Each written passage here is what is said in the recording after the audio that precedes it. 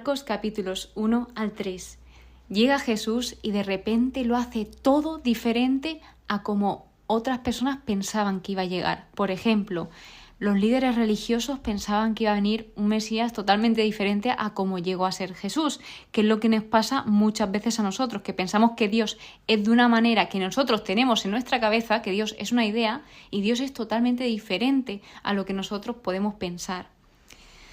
Así que el Evangelio según San Marcos es uno de los evangelios sinópticos, que hay dos más que son sinópticos, que son el Evangelio según San Mateo, ya visto, y el Evangelio siguiente después de San Marcos, que es el Evangelio según San Lucas. Este destaca porque es el más corto de los 4 evangelios por su estilo directo y conciso. Por esta razón es el libro más traducido en todo el mundo, porque es un libro corto, que es fácil de traducir, y también es que el público al que va dirigido son los gentiles, que eran los conversos cristianos y creyentes romanos, y eran los que no estaban familiarizados con el primer siglo del judaísmo. Entonces, lo que hace San Marcos es enfocarse en la acción y los milagros de Jesús. Cada evangelista se enfoca en una cosa diferente y a un público distinto, y en este caso se está enfocando en esas obras que hace Jesús, no tanto en esas palabras, se ven más sus acciones, lo que hace. Este evangelio es escrito por Juan Marcos, que fue colaborador de Pablo y compañero cercano de Pedro. Pedro sí que es uno de los 12 discípulos, pero Juan Marcos, o sea, Marcos, no era uno de los 12 apóstoles, fue alguien muy cercano a Pedro, y Marcos lo que hace es recolectar el testimonio ocular de Pedro. Fue escrito, se cree que en Roma, aproximadamente entre el año 64 y 70 después de Cristo. Y Juan Marcos también sabemos que era hijo de María, cuya casa de Jerusalén estaba abierta a la primitiva comunidad cristiana. Él está agrupando unas catequesis sobre la persona de Jesús. Entonces vemos cómo del capítulo 1 al 8 se responde a la pregunta de quién es Jesús, para que las personas aprendiesen quién era Jesús. De los capítulos 8 al 10 se responde a la pregunta ¿qué significa que Jesús es el Mesías? Y por último, la tercera pregunta, que comprende de los capítulos 11 al 16, es ¿cómo Jesús se convierte en rey? El Evangelio queda abierto porque el final primitivo se perdió, y luego vemos cómo todo va sucediendo conforme al proyecto de Dios. La única vez que Marcos está diciendo lo que él piensa es en el primer capítulo, versículo 1, que dice: principio del Evangelio de Jesucristo, Hijo de Dios. Esa frase tan simple te está diciendo que Marcos piensa y cree que Jesús es el Hijo de Dios. Él lo que hace es esperar influenciarte mostrándote a Jesús y las reacciones de la gente hacia él.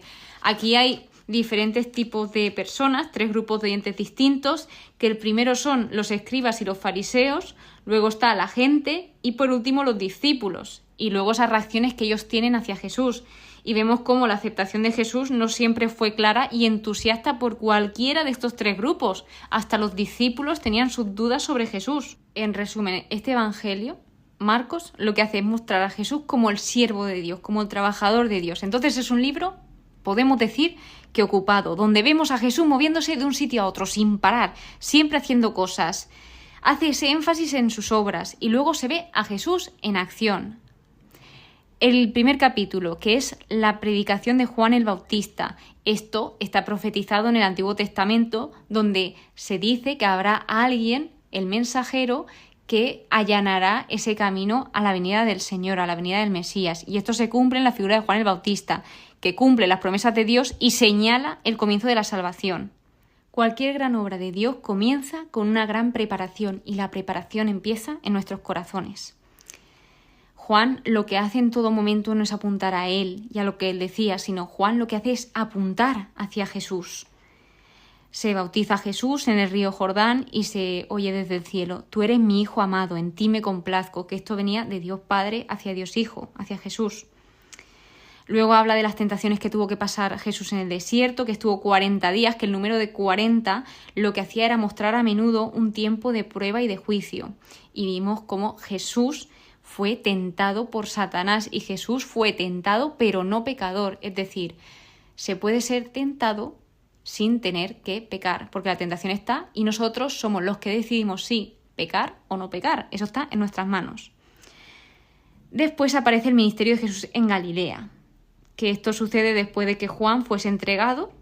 Empieza a anunciar el reino de Dios, que no era la manera de la cual se esperaba o deseaba de manera popular. Ellos tenían una idea, pero luego fue de otra totalmente distinta. Ellos se pensaban como un rey glorioso, bueno, o sea, todo grandioso. Y Jesús es una persona muy simple, muy sencilla, que viene a liberar, que viene a librar, que viene a curar, que viene a compadecerse, que viene a acompañar, a estar.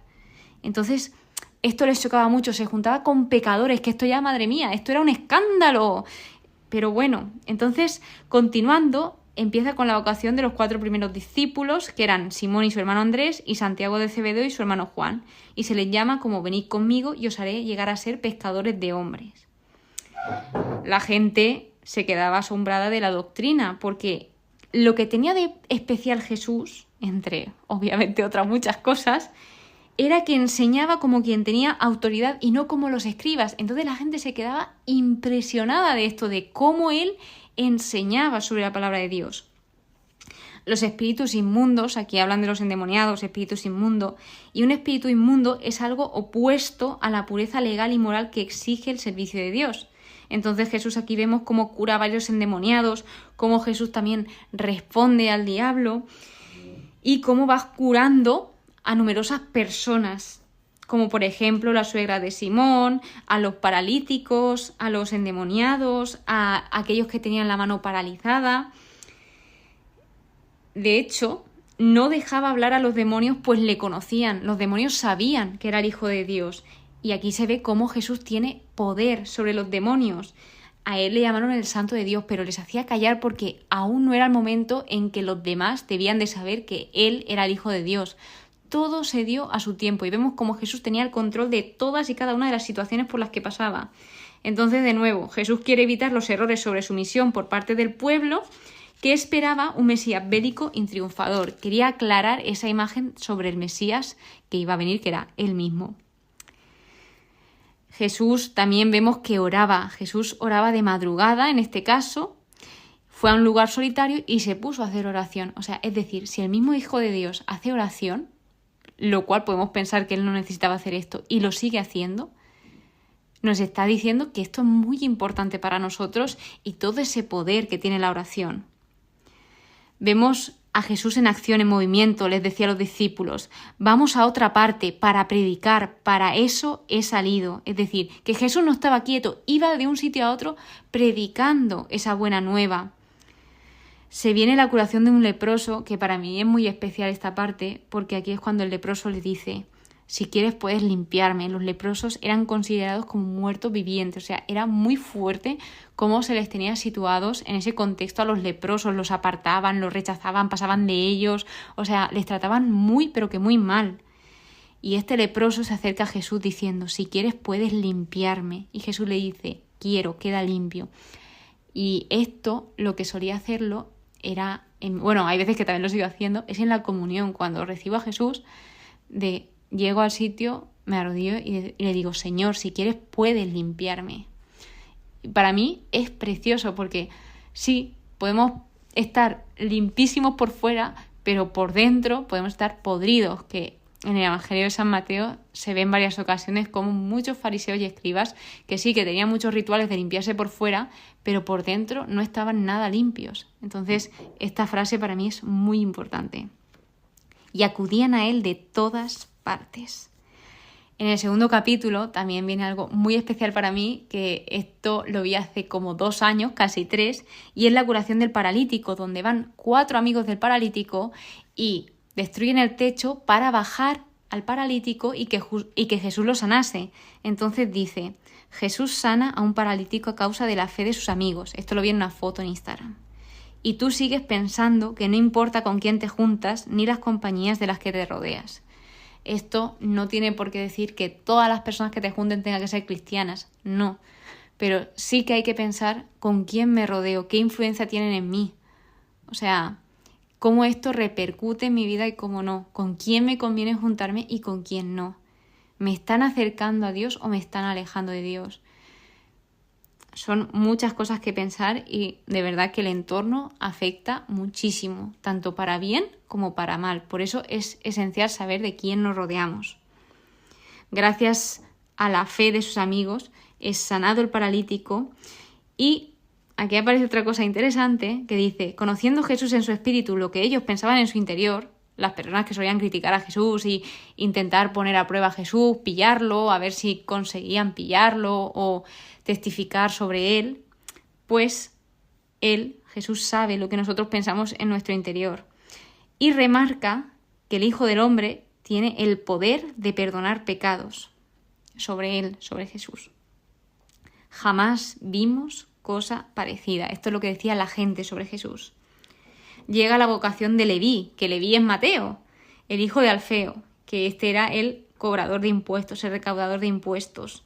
Que los recaudadores de impuestos, entre comillas, lógicamente, eran despreciados como traidores y extorsionistas. Entonces vemos cómo Jesús lo llama y deja su negocio para seguir a Jesús. Un negocio que, si pensamos humanamente, está muy bien, o sea, estaba muy bien, y él dejó todo esto que tenía para seguir a Jesús. Aquí es cuando come con pecadores y publicanos, que esto era el mayor escándalo que podía haber, a lo que Jesús dice, no necesitan médicos los que están fuertes, sino los que están mal. No he venido a llamar a justos, sino a pecadores. Porque los fariseos se pensaban que eran lo más justo del mundo. Los fariseos, de hecho, se llamaban los separados, que era un grupo religioso conservador muy respetado, y se llamaban los separados porque ellos pensaban que era así, que todos estaban separados del amor de Dios menos ellos, que ellos tenían una relación muy fuerte y muy potente con Dios y que eran lo más justos del mundo. Y ellos llevaban la ley a rajatabla, pero descuidaban lo más importante de la ley, que es el amor, el trato a los demás, el trato al prójimo. Por eso siempre intentaban pillar a Jesús, porque viene Jesús y todo lo que hace es un escándalo para ellos. O sea, ¿cómo puede estar viniendo y desmintiendo todo lo que, entre comillas, se supone que ponía en la ley? Que eso no lo ponía en la ley, sino que los judíos, poco a poco... Bueno, los judíos no, los fariseos, voy a hablar de los fariseos, fueron añadiendo cosas a la ley. Hay una discusión sobre el ayuno, luego también sobre las espigas arrancadas en sábado, que el sábado es el día santo, y Jesús les contesta a los fariseos, ¿nunca habéis leído lo que hizo David cuando tuvo necesidad? El sábado ha sido instituido para el hombre y no el hombre para el sábado, de suerte que el Hijo del Hombre también es Señor del sábado. Es decir, que la necesidad humana es más importante que el ritual religioso. El amor a los demás es más importante que el ritual religioso. Jesús, en Mateo vimos como repetía aquí, misericordia quiero y no sacrificio. O sea, misericordia quiero antes que el sacrificio. En el capítulo 3 viene la curación del hombre con la mano paralizada, donde, ojo, los líderes religiosos sabían que Jesús haría algo. Y vemos como, a pesar de que ellos siempre iban intentando pillarlos, sabían que si le presentaban a un hombre con la mano paralizada, que Jesús iba a querer curarlo aunque fuese sábado. Vemos cómo Jesús quiere satisfacer las necesidades de otros. Entonces, Jesús estaba en la sinagoga y lo que les dice a ellos es, ¿es lícito en sábado hacer el bien en vez del mal? ¿Salvar una vida en vez de destruirla? Ellos se callaban. Nunca hay un día equivocado para hacer algo verdaderamente bueno. O sea, aprovechad cada oportunidad que tengáis para hacer el bien. Y bueno, lo que le hizo a este hombre, Jesús, es que extendiese su mano. Que si tenía la mano paralizada, ¿cómo va a extender el hombre su mano? Y él no dudó. O sea, mientras el hombre puso su esfuerzo, Dios hizo el resto. O sea, Dios nunca ordena sin antes habilitarnos para ello. Entonces esto me pareció precioso, que no me había dado cuenta. O sea, yo leí que sí, que extendió la mano, pero claro, o sea, ¿cómo un hombre con la mano paralizada va a extender la mano? Pues sí, pues el hombre no lo pensó y hay un mensaje muy profundo detrás de ello que no me había dado cuenta si no llegase a mirar el estudio bíblico. La muchedumbre sigue a Jesús, donde preparan una pequeña barca y los espíritus inmundos siguen diciendo, tú eres el Hijo de Dios, y Jesús los manda callar.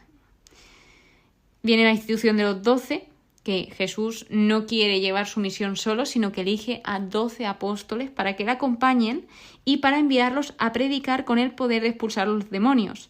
Los nombres de los apóstoles eran Simón, llamado Pedro, Santiago de Zebedeo y Juan, hermano de Santiago, que en esta parte específicamente, donde nombran a los 12 apóstoles, también se nombran en Mateo. Aquí incluye algo que es que los puso por nombre Boanerges, que son hijos del trueno. Se supone o se quiere entender que esto hace referencia a la disposición que tenían tanto Santiago y Juan, que tenían una disposición bastante inmediata.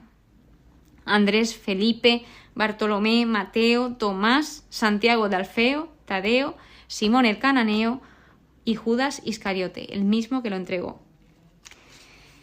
Luego habla de que los parientes buscan a Jesús, las calumnias de los escribas, que se llegan a pensar que Jesús es el mismo Satanás o está endemoniado por alguna fuerza del mal por todo lo que estaba haciendo.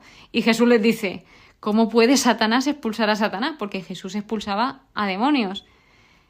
Aclara, si un reino está dividido contra sí mismo, ese reino no podrá subsistir, habrá llegado a su fin. Entonces, es que intentan pillar a Jesús y quedan peor que antes. O sea, fatal esto. Cuando habla de perdonar pecados, dicen que se perdonarán todos los pecados excepto uno. Se perdonará todo menos la blasfemia contra el Espíritu Santo, que esto sería reo de pecado eterno. Esto es algo que aún estoy intentando entender y en esta vez, que mirad que lo vi en el anterior evangelio, pero esta vez me ha quedado un poco más claro, porque aquí hablan de una actitud del corazón al cual no le importa nada el perdón de Dios. O sea, no se podrá perdonar a aquel que no quiere ser perdonado. Estoy entendiendo por esto. Dice, nunca tiene perdón porque nunca quiere el perdón a la manera de Dios. Entonces, poco a poco parece que lo voy entendiendo. Por último, habla de quiénes son la madre y los hermanos de Jesús. Y Jesús dice, quien cumpla la voluntad de Dios, ese es mi hermano, mi hermana y mi madre.